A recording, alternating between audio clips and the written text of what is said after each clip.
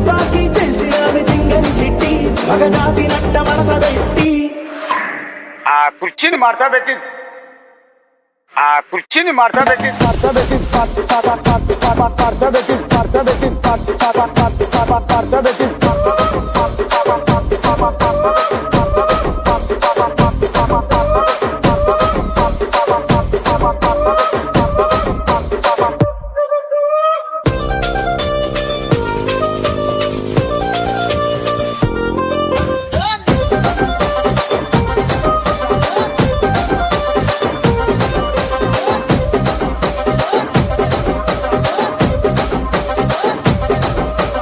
దానికేమో మరి దానికేమో మేకలిస్తివి, మరి నాకేమో సన్న బియ్యం నువ్వు కలిస్తివి.